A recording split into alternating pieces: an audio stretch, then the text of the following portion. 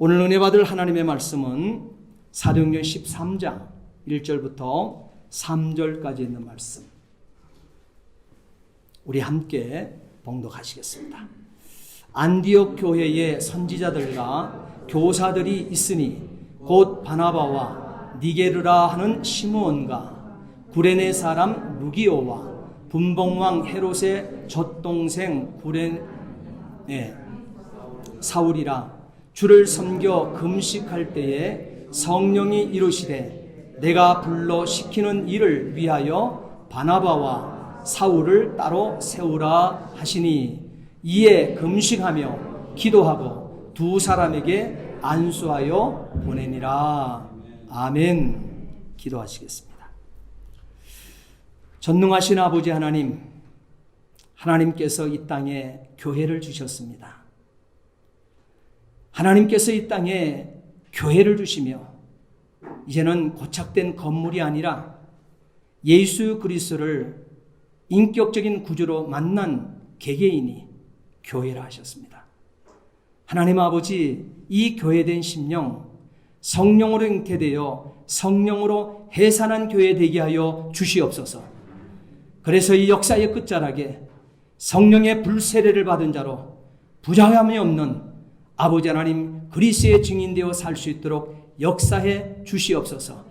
오늘도 진리의 말씀을 사도행전을 우리에게 주시오니 하나님 사랑하는 모든 성도들 마음의 문을 열게 하시고 영안의 마음이 열려지게 하시며 영안의 귀가 열려지게 하시며 이 부족한 종에게 또한 생명의 말씀을 이 시간에 또 들려주셨사오니 이 시간은 온전한 도구요 통로요 매개처럼만 사용하여 주시옵소서. 감사하며 예수 그리스도를 받들어 기도하옵나이다. 아멘. 우리가 벌써 어느덧 예수님이 원하시는 교회의 DNA를 9번째 시간으로 사도행전 13장 1절부터 3절까지 있는 말씀에서 찾아보고자 합니다. 우리는 이 사도행전을 통해서 우리가 보고자 하는 것은 예수 그리스도께서 원하시는 교회의 DNA입니다. DNA라고 하는 것은 핵입니다. 이것에 벗어나는 교회는 없다는 사실이에요. 특별히 이 DNA의 중심은 성령으로 잉태되어 성령으로 해산한 교회를 말하고 있는 것입니다. 성경은 그를 예수님께서 주시는 성령의 불세례 이렇게 얘기를 하고 있죠. 성령 세례 이렇게도 성경은 기록하고 있습니다. 이렇게 교회라고 하는 것은 성령이 없으면, 성령이 임재하지 않게 되면 교회의 기능을 다할 수가 없습니다. 사람이 교회를 몇 년 다니느냐, 또한 무슨 직분을 가졌느냐가 교회의 일꾼이 되어 이것이 능동적으로 이것이 움직여지는 것이 아니라고 하는 사실인 것입니다. 우리가 살고 있는, 우리가 또한 신앙생활하고 교회로서 살고 있는 이 역사의 현장은 성경에 기록한 사도행전이 기록되어진 그 시대보다도, 그 시대는 2000년 전이에요 벌써.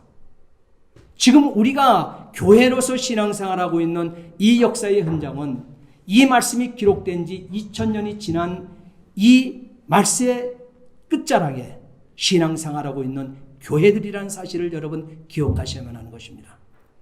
2000년에 전에 예수님께서 직접 오셔서 생성한 예수님의 육성의 설교를 들었던 그 성도들도 번번이 실패보고 이렇게 넘어지는 광경들을 여러분 보고 있을 것입니다.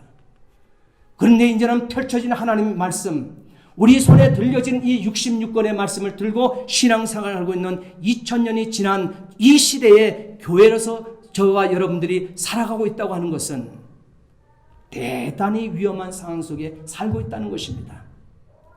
우리가 갖추었으면 얼마나 갖추었겠습니까?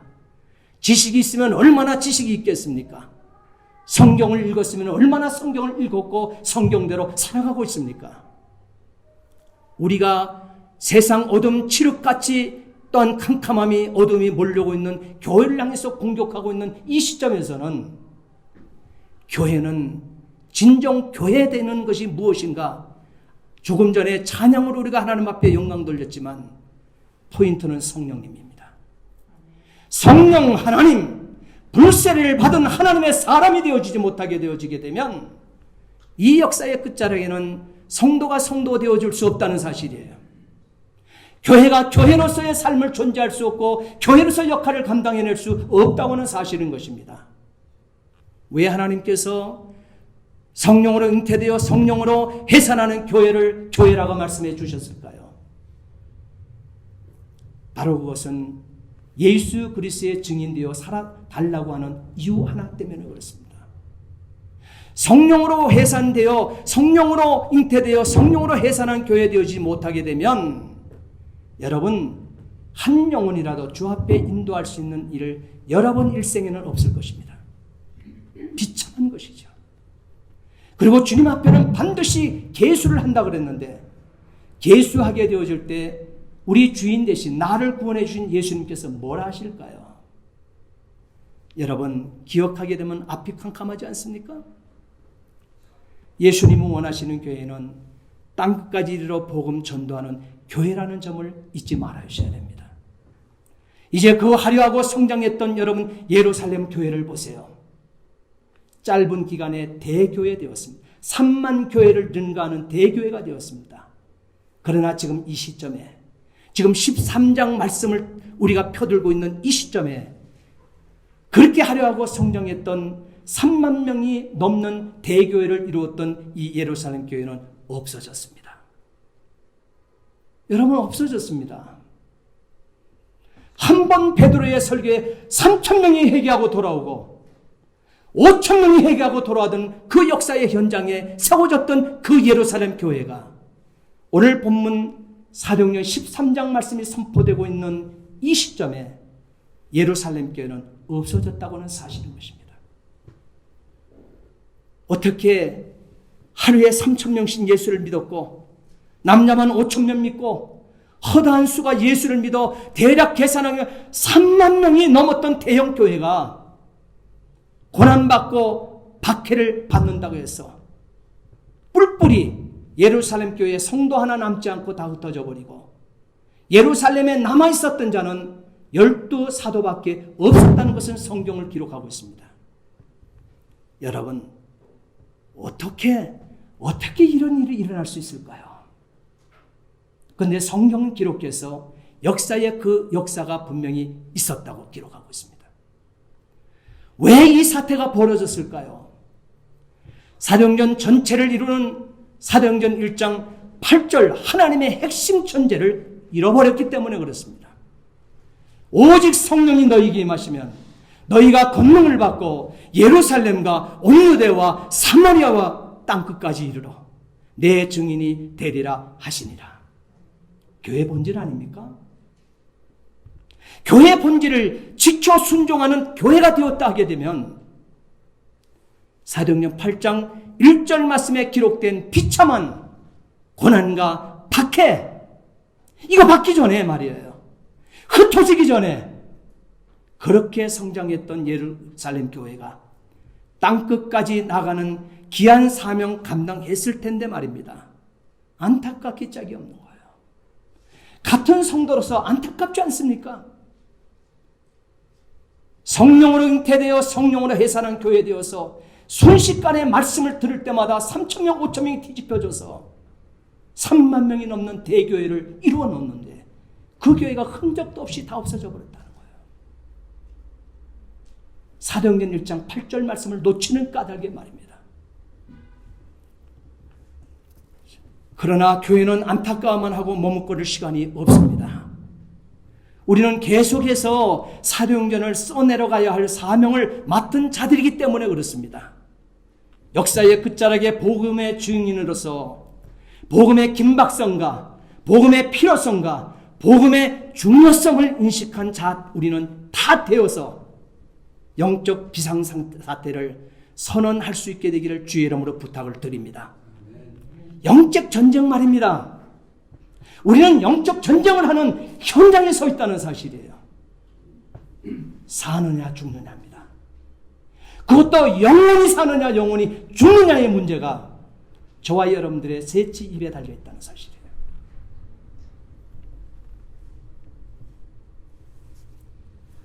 다르게 살 만한 다른 길이 전혀 없음을 여러분 깨달으셔야 됩니다. 다르게 살 만한 다른 길이 전혀 없음을 깨닫는 자만이 지금 우리가 겪고 있는 사태가 중요하고 긴박한 상황이라는 사실을 깨닫게 되어질 것입니다. 예수님만이 구원입니다. 그 밖에는 구원이 없습니다. 예수 믿고 하나님 자녀되어 영원한 생명을 얻게 되는 것이 성경의 대전제입니다. 이 대전제는 타협의 길이 없다는 사실을 기억하셔야만 합니다. 믿느냐 안 믿느냐, 100%냐 0%냐의 양자택일만이 남아있을 뿐이라는 사실이에요. 성령에 사로잡혀 있느냐, 악령에 사로잡혀 살 것인가, 인생은 요 둘로 갈라집니다. 사람이 지정의를 갖추어서 이 땅에 태어나서 살고 있다 하게 되면 성령의 사람이 아니면 악령의 사람입니다. 성령의 인도함을 받지 아니하면 악령의 지배를 받는 이 둘로 갈라지게 돼 있어. 사람은요, 미안하지만 말이에요. 그러니 사람의 형상을 갖췄다 해서 다 사람이겠습니까? 기억하셔야 됩니다. 성경은 유대인을 입을 통해서 분명코 지정의를 갖추지 못하고 성령에 사로잡힌 바 되어지 못한 자를 짐승이라 명했던 것을 성경의 기록을 통해서 보고 있을 것입니다. 놀라운 메시지를 우리에게 주고 있다는 사실이에요. 그러기에 예수 믿고 성령으로 거듭나는 일보다 더 긴박하고 중요한 비상시기는 없다는 점을 세상이 알도록 때를 얻든지 못 얻든지 전파해야만 합니다.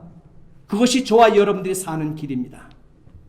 예수님의 관심은 영혼 구원에 있습니다. 교회의 존재 가치는 전도에 있습니다. 또한 선교에 있다고 하는 사실이에요. 기록된 사도행전은 말세 성도에게 교회의 참된 가치에 다시 눈을 뜨게 하는 말씀, 귀한 말씀이 되어지는 것입니다. 이 말씀을 우리 교회가 또한 지금 살피고 특별히 예수님께서 원하시는 DNA라고 하는 대주제를 가지고 10가지 DNA를 여러 번 잡고 나가고 있을 때에 깨워서 히브리서 9장 17절 말씀 뭐라고 그랬습니까? 예수님께서는 우리에게 분명히 얘기하기를 우리 인생은 한번 살다가 죽으면 끝나는 것이 아니라고 말씀하고 있어요. 반드시 심판이 따른다 그랬어요. 반드시 주인이신 하나님 앞에서 계수함이 있다고 하는 사실을 놓쳐서는 아니 된다는 사실이에요. 초대교회의 주역을 세워서 땅끝까지 나가는 교회, 본질을 놓쳐버린 맘모스 처치가 되다 보니 교회는 대형교회를 이루었어요. 근데 그 대형교회를 이루었던 예루살렘 교회가 뭡니까? 본질을 놓쳐버리게 되어지니 하나님께서 세워주신 주역의 교회가 아니라는 사실이 하루아침에 교회를 송두리째 뿌리째 뽑아 던져버렸습니다.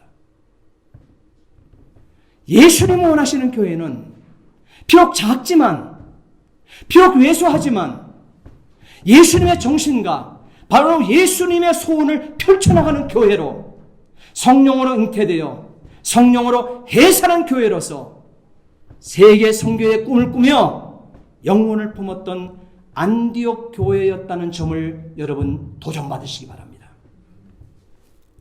자, 여기 안디옥 교회가 등장하는 오늘 본문 13장에서 이 이방인들을 향한 선교의 문이 열리는 사건을 함께 우리는 이 시간 말씀을 통해서 우리는 함께 나눠보자는 거예요.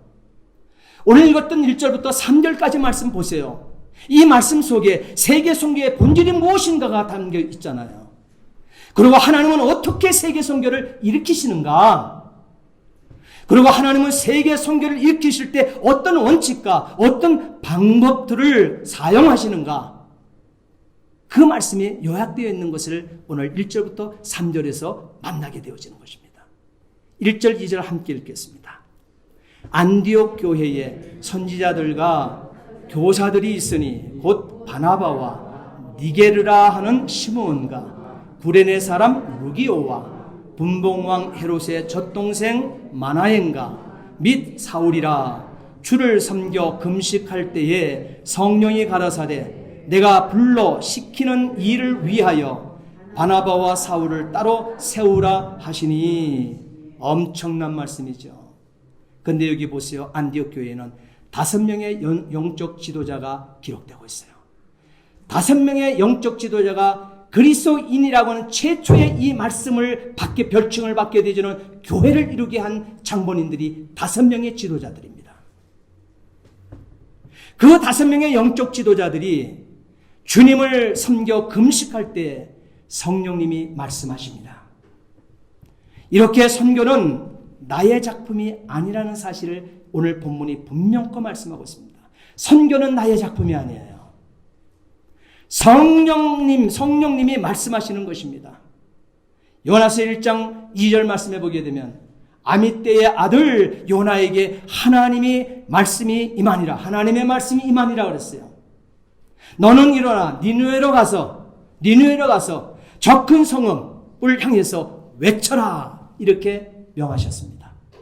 성령님께서 바로 이 아미떼의 아들 요나에게 이 말씀을 입에 담아 주었던 거예요. 그리고 니느웨로 가라고 선교사 파송을 하고 있는 것입니다.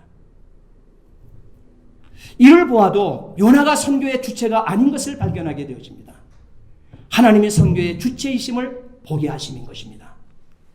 선교의 명령을 하신 분은 오직 성령 하나님뿐이십니다. 선교는 하나님의 일, 하나님의 관심, 바로 하나님의 목적인 것입니다. 진정 교회가 교회로서의 존재 가치는 성령 하나님이 임하여서 선교를 시작할 때부터 진정한 교회가 되는 것입니다. 교회는 숫자가 적다 할지라도, 선교의 역사가 교회가 짧다 할지라도 교회는 선교를 함으로 말미암아 건세 있는 교회가 되어진다고 하는 사실인 것입니다. 그때부터 진정 교회가 교회를 교회라고 그러는 거예요. 10,000명, 10만 명이 모여도 진정한 성령으로 잉태되어 성령으로 해산한 교회가 되어서 나가는 신령들마다 외출 때마다 영혼들을 사랑하고 복음이 전달되어질 때 그 교회를 크다, 쓰임받는다 이렇게 말씀하는 것입니다.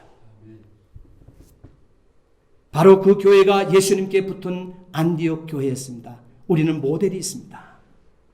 하나님 인정하시는 교회의 모델이 있습니다.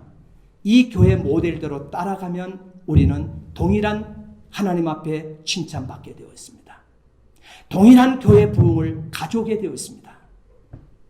예루살렘 교회는 예수님 당시 다시 강조합니다. 12 사도들이 교회의 지도자로 시작된 교회입니다. 그리고 오순절 때 함께 성령을 받았던 120명의 사람들과 그들을 통해서 그의 입을 통해서 선포되었던 이 복음이 듣는 자에게 3,000명 회개의 역사가 일어나고 듣는 자가 5,000명이 회개하고 주 예수 앞으로 돌아오는 예수 믿는 그들이 있었습니다. 그러나 그들은 전부 유대인이었습니다. 전부 유대인이었습니다. 반면에 안디옥 교회는 사도가 없었던 교회입니다. 잘 들으셔야 돼요. 예루살렘 교회는 사도가 12 사도가 있었습니다. 그들이 목회한 현장입니다. 순식간에 대형 맘모스 철치 만들었습니다. 그런데 그 교회 지금 없어졌습니다. 이 말씀이 기록될 당시에 말이에요.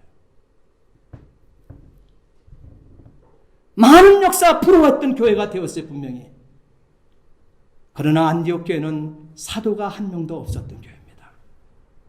남들 다 흩뜨고 성도들이 예루살렘 교회에 한 명도 남지 않았을 때 사도들은 고실 안에 그 땅에 남아 있었습니다.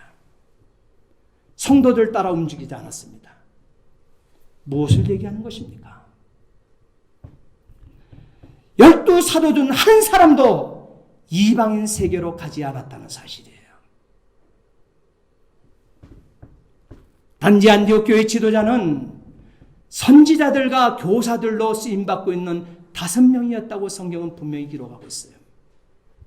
모인 사람들은 여러 곳에서 모여든 사람들로서 민족도 다르고 인종도 다르고 문화를 초월해서 세워진 진정한 세계화의 교회를 만들어 내었던 것이 안디옥 교회. 이 교회 지도자들의 몇 면을 보아도 다 다양한 출신으로 구성되었음을 보게 되어집니다. 여기 나오는 바나바는 사도행전 4장 36절 말씀에 구브로 섬 레위 출신의 레위인이라고 그랬습니다. 요셉이라는 본명을 가진 자로서 위로하고 격려하는 능력이 있었던 자이기 때문에 바나바라고는 이 별칭의 이름을 얻게 되어진 자라고 했습니다. 그리고 시므온은 니게레 그랬습니다. 니그로라고 하는 이 원어를 가지고 있죠. 라틴어 원어를 니그로라고 얘기하고 있어요. 그것은 뭐예요? 피부색이 검다는 것이죠. 곧 아프리카에서 온 개종자였다는 사실이에요. 그가 안디옥의 지도자로 쓰고 있습니다. 5손가락 안에 들어가고 있어요.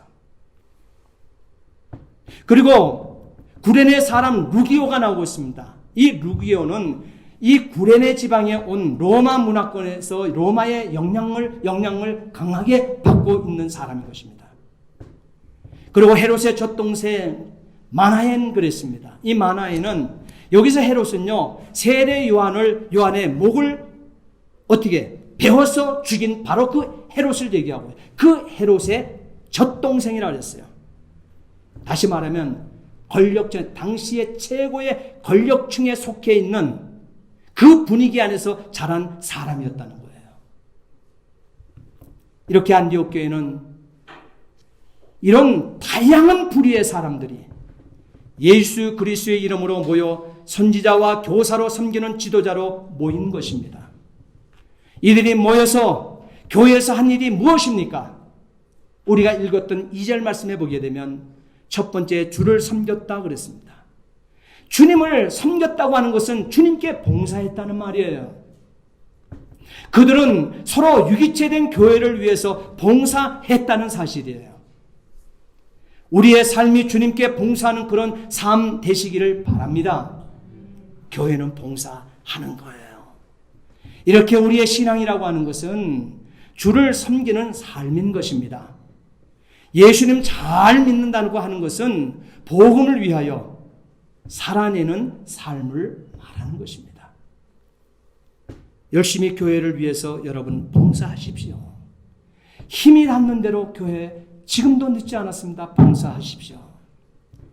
교회 나와 애정을 가지고 헌신해야만 합니다. 신앙이라고 하는 것은 삶이지 않습니까? 살아내는 거예요. 이 모양 저 모양으로 내가 받은 달란트 가지고 섬겨 봉사하는 것이 신자입니다. 예수님의 몸을 아름답게 꾸미고 고치고 꾸며나가는 이런 모든 삶이 신앙생활인 것입니다.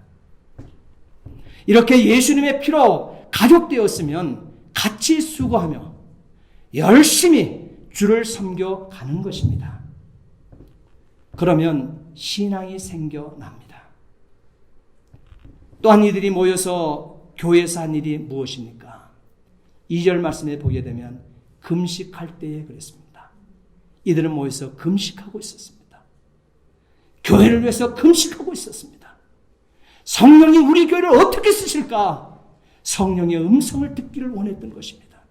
그래서 그들은 교회 전체가 금식했습니다. 금식할 때에 그들이 금식했다고 하는 것은 기도하는 사람들이라는 것이죠. 교회는 기도하는 곳이에요. 만민이 기도하는 집이 교회라 했습니다. 우리 멕시코 한인교회가 기도가 끊이지 않는 교회 되어지기를 진심으로 소원합니다. 이때 이 교회를 보세요. 말씀이 있었습니다. 봉사가 있었고 기도가 있었다는 것을 발견하게 되어집니다. 사실 신앙생활은 피나는 영적 전투라는 사실도 여러분 이 본문을 통해서 보지 않습니까? 죽느냐 사느냐 하는 싸움인 것입니다. 땀이 핏방울이 도도록 기도하지 않으면 견딜 수 없는 것이 바로 신앙생활의 현실인 것입니다. 우리는 역사의 끝자락에 신앙생활하는 교회들 아닙니까? 곧 헌신과 투쟁이 있어야만 한다는 것입니다. 이때 성령님께서 그들에게 말씀하셨습니다. 바나바와 2절 끝에 보세요. 바나바와 바울을 따로 세우라. 성령의 응답이 왔어요. 성령 하나님께서 원하심의 뜻이 여기서 펼쳐지고 있습니다. 바나바와 사울을 따로 세우라. 여기 따로 세우라고 하는 이 말씀은 그 사람을 내게서 분리 쪼개어서 내게로 이양하라. 주인이신 하나님 당신께 이양하랍니다. 당신께 이양하라고 얘기하고 있어요. 나를 도와달라는 뜻이 아니에요. 하나님 당신을 도와달라고 하는 뜻이 아니에요. 나를 도와달라, 그거 뜻이 아니에요. 선교 헌금을 해달라, 그런 뜻도 아닙니다. 아예 그 사람을 너희에게서 너희가 가장 소중히 여기고 있는데 너희 소중히 여기는 그를 너희에게서 그냥 떼내어서 나에게 달라는 것입니다. 곧 이 말은 결혼하는 것과 똑같습니다. 그 사람을 완전히 부모와 형제에게서, 가족에게서 떠나게 하여 나에게 달라는 거예요. 하나님께 옮겨 놓으라는 거예요. 너희들 것이 아니라는 거예요. 하나님 당신이 쓰시겠다는 거예요. 그러니 너희에게서는 반드시 떼어내어 달라, 분리해 달라. 오늘 성령 하나님은 이 안디옥 교회의 대표적인 5명의 이 영적 지도자들에게 그렇게 지금 분부하고 명하고 있는 광경을 보고 있습니다. 지금 성령 하나님은 이렇게 자신의 일을 위하여 바나바와 사울을 따로 세우라고 명하셨습니다. 하나님께서는 자신의 일꾼으로 택한 2사람을 따로 세우라고 하셨는데 이것은 구별입니다. 너희에게서 성별해내라는 거예요. 바로 이런 말씀이죠. 구별과 성별이라는 말은 로마서 1장 1절에 기록된 것처럼 예수 그리스도의 종 바울 사도로 부르심을 받아 하나님의 복음을 위하여 택정함을 입었으니, 자기 정체성 중요하죠. 굉장히 선명하죠. 그리고 갈라디아 1장 15절에도 그러나 내 어머니의 태로부터 나를 택정하시고 은혜로 나를 부르신 이가 그랬습니다. 자기는 분명히 구별되었고 성별되었다는 것을 사도 바울 자신이 선명하게 교회들 앞에 선포하고 있죠. 저와 여러분들의 정체성, 사도 바울이 이렇게 분명한 선언을 한 것처럼 저와 여러분의 역사의 끝자락에 이 선명하게 선포하며 구별되고 성별된 교회 되어 살 수 있게 되기를 주님의 이름으로 축원합니다. 이 말씀을 보실 때 여러분 무엇이 여기서 보여주고 있습니까? 갑자기 부름받은 것이 아니라는 사실을 발견하게 되어지죠. 하나님께서는 바울과 바나바를 준비시키셨던 것이에요. 어느 날 갑자기 우리도 모르는 사이에 달라 하신 거 아니에요. 하나님은 바나바와 바울을 미리 준비하셨고 안디옥 교회에 모았던 것입니다. 하나님은 하나님의 때에 안디옥 교회에 찾아오셔서 바나바와 사울을 나를 위하여, 하나님 자신을 위하여 따로 구별하라 명하셨던 것이에요. 이는 헌신을 뜻하는 말이죠. 헌신을 요청하는 것이죠. 우리는 막연하게 기대를 가지고 사는 것이 아닙니다. 인생의 본질은 하나님께 헌신하며 사는 데 있습니다. 헌신한다고 하는 말은 우선순위가 생긴다는 말인 것입니다. 우선순위가 생긴다는 말이 헌신이라는 뜻이에요. 누구에게나 우선순위가 생겨서 해야 할 것과 하지 않을 것과 먼저 할 것과 차차 할 것이 결정되어지는 것입니다. 자기가 결정할 수 있습니다. 시간 없어요. 그래서 못해요. 이래서 저래서. 여러분, 성경은 그것을 이해하지 않습니다. 하나님은 이해하고 싶지 않다고 얘기하고 있어요. 왜? 헌신이라는 것은 우선순위가 생기기 때문에 그렇습니다. 자신이 결정할 수 있다는 거예요.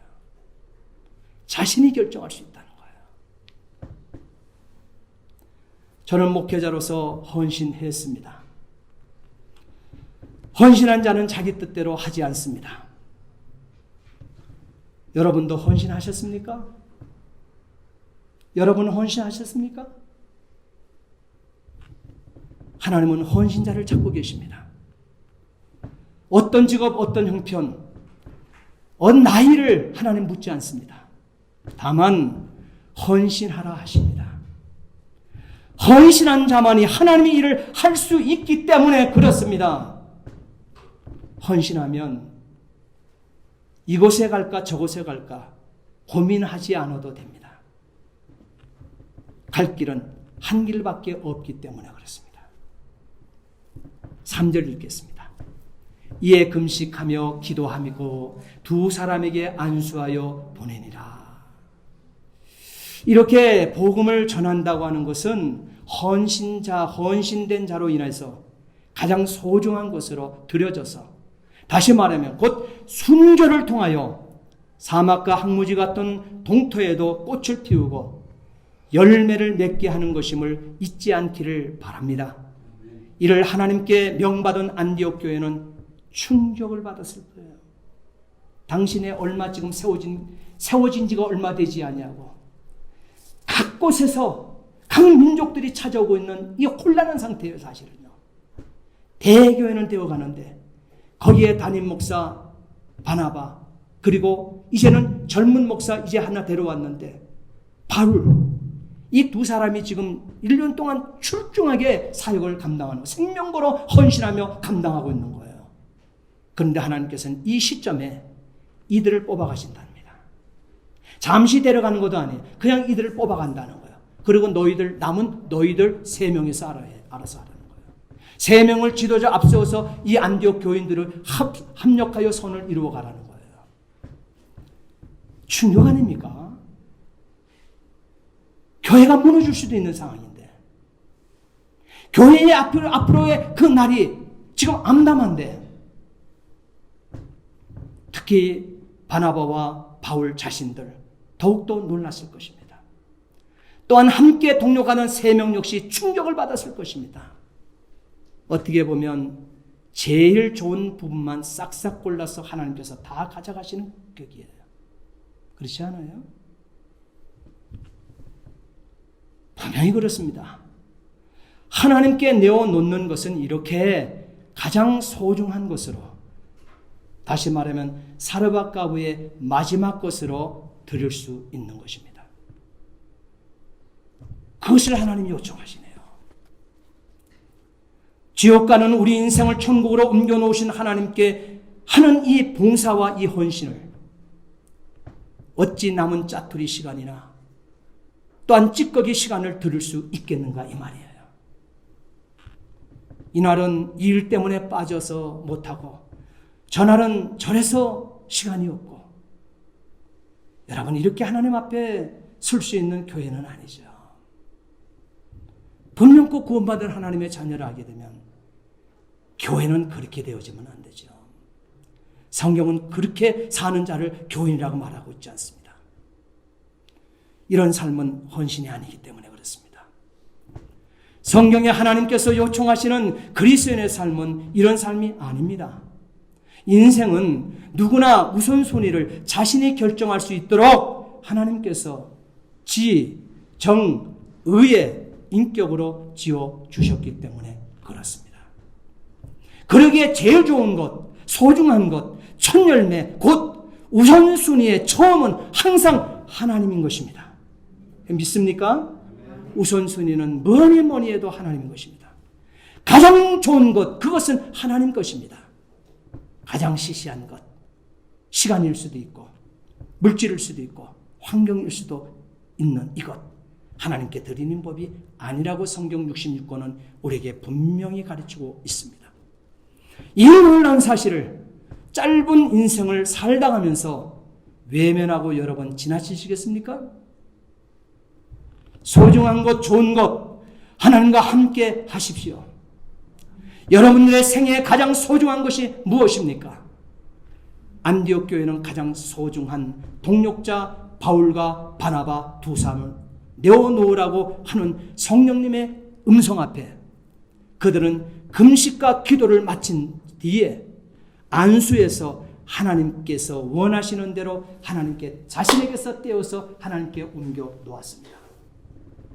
사랑하는 성도 여러분, 오늘 말씀을 들었습니다. 무슨 메시지가 들리십니까? 이 시간 여러분들은 이 말씀 무슨 메시지를 들었습니까? 여러분의 귀에 지금, 여러분 마음판에 지금 들려오시는 메시지가 있습니까? 이제 다시 결단할 때가 왔습니다. 나는 나의 것이 아니라 하나님의 것이라고 고백하게 되기를 바랍니다. 이제 내가 사는 것이 내가 아니요 내 안에 그리스도께서 사신 것이라 삶으로 나타내시기 바랍니다. 우리는 보았습니다. 우리는 분명히 배웠습니다. 땅끝까지 복음을 증거하는 일에는 가장 가치 있는 것을 내어놓는 것을, 내게 가장 소중한 사람을 보내는 것을, 내게 가장 소중한 것을 잘라내어서 이웃의 영혼을 살리는 것이 영혼 구원이기에 바울과 바나바가 선교지로 파송을 받게 된 것입니다. 이 정신, 이 중심 없이 예수님 교회 섬길 수가 없는 것입니다. 지금도 성령님은 일하십니다. 나의 남은 생에 성령님께 순종함으로 이방의 문을 열어, 다시 말하면 내 이웃의 불신자의 문을 열어낼 수 있게 되기를 예수님의 이름으로 축복합니다. 기도하시겠습니다. 전능하신 아버지 하나님, 주의 은혜와 사랑을 진심으로 감사를 드립니다. 이 시간 하나님, 사도행전 13장의 말씀을 통해서 이제는 땅끝까지 복음의 증인되라 말씀하신 땅끝에 도달했습니다.